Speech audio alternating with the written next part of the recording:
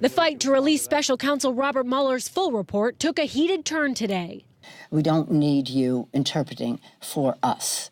It was condescending, it was arrogant, and it wasn't the right thing to do. House Speaker Nancy Pelosi aiming her ire at Attorney General Bill Barr, who will determine how much of the report will go to Congress. The sooner they can give us the information, the sooner we can all make a judgment about it. CNN has learned Mueller's confidential report on the Russia investigation stretches more than 300 pages. Barr's 4-page summary offers few details, describing it as divided into 2 parts.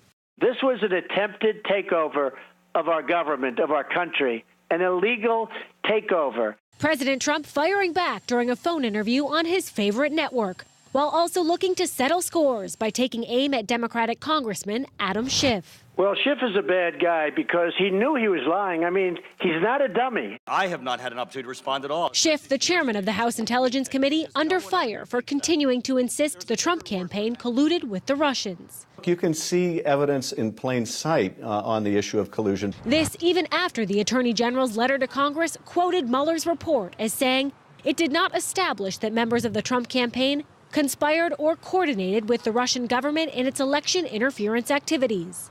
In one way, you could say it's a crime what he did, because he was giving, making horrible statements that he knew were false. And frankly, I heard they should force him off the committee or off the committee chair. He should be forced out of office.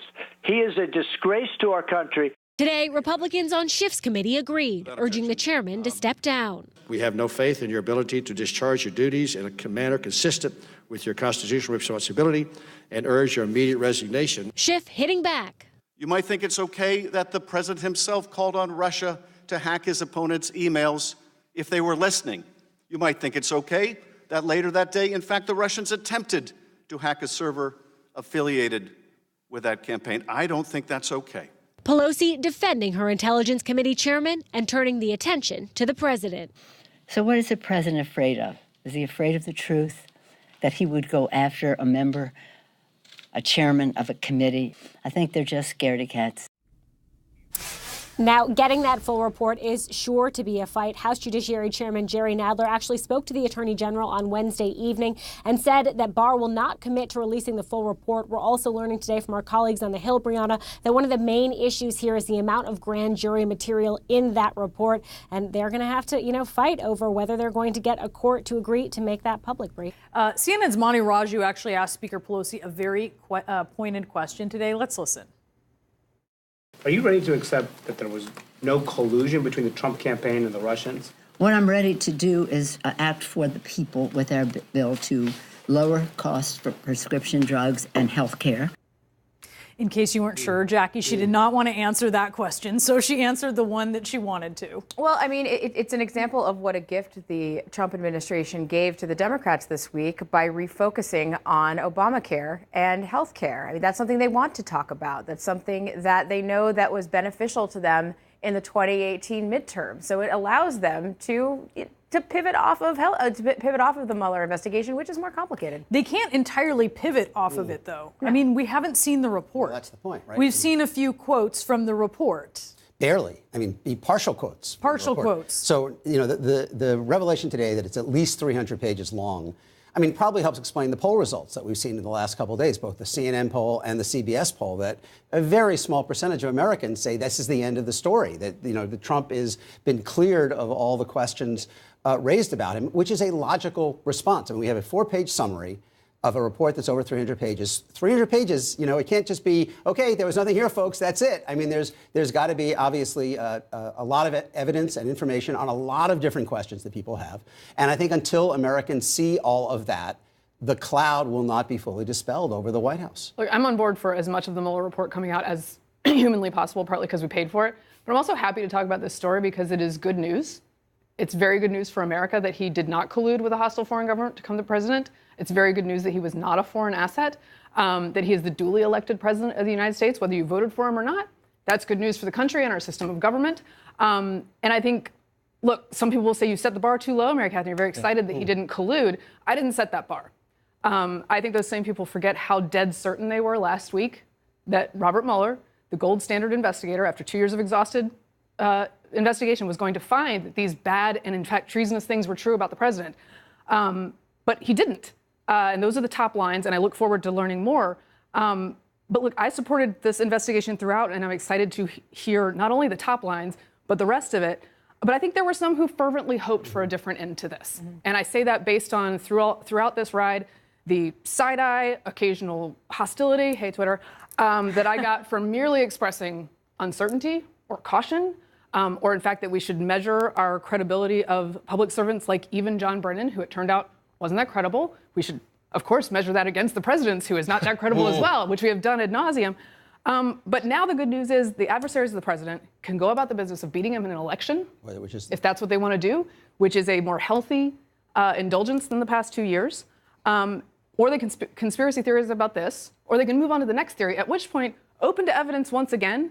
But since circumspection and caution have served me well for 2 years, I will be bringing them to the next conversation as well. And you mentioned the top lines. The top lines have to do with collusion and obstruction. And if you trust Bill Barr and you trust that quote that he pulled, then you believe that the collusion that's a shut case, right? But when it comes to the obstruction piece, the Mueller report did not exonerate him. He punted to Bill Barr, who made the decision along with Ross. We don't even know that he punted to Bill Barr. He may have been punting to Congress, and Bill Barr may have chosen to even correct. And to that point, Speaker Pelosi said, because Bill Barr did write this 4-page summary, Speaker Pelosi said it was condescending and arrogant that he wrote that summary for Congress. Maybe if he was punting to Congress instead. The Judiciary Chair, Jerry Nadler, said it's unacceptable that Barr won't commit to making public the full Mueller report. Do you believe that this report is coming out one way or another? It's definitely not coming out in full. It's not coming out anytime soon. We've seen 64 words out of what we're now being told is a 300-page report. I think the media framing has helped Trump portray it as a victory, because we're told about the Mueller report as if we've read a Mueller report. Nobody has read a Mueller report. Nancy Pelosi hasn't read a Mueller report. I doubt Donald Trump has read a Mueller report. But it's interesting. We understand he has not read a Mueller report. He's now saying complete exoneration for himself, even though what we know from the Mueller report, it's not. Mueller specifically said it's not an exoneration. So Trump is already lying. He's going to tell a few more at the rally, I'm sure. Just to come back to your point, I agree with you that the bar was set too low by his opponents. There's no doubt about that. John Brennan and others putting their eggs in that basket. Having said that, though, when you talk about beating him in a fair election, what Mueller did say is that the Russians interfered in this election.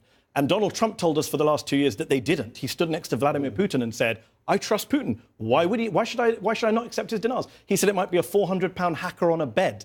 How about an apology from Donald Trump for getting that story completely wrong and a Russian attack on U.S. democracy that's now been confirmed by Mueller? It's funny how we're cherry-picking Mueller depending where we are. We have some new reporting, actually. So this is just in new details about the call between Jerry Nadler and the Attorney General Bill Barr. One Democratic staffer is telling CNN that the primary obstacle to getting the full Mueller report is that presence of grand jury information that Nadler offered Barr the opportunity to, I should also say Nadler offered Barr the opportunity to work together to get a court order to release the grand jury information, to work together to get a court order to release the grand jury information. You're not just going to get, it's not going to be like the Starr report, in part because the law is different. Mueller reports to Barr, not to Congress. And I'm sure there are some Democrats out there that might have had second thoughts about releasing the Starr report in full once it dropped, sight unseen. So this is a long process. The idea that this was going to get done by April 2nd, which is Monday, I believe.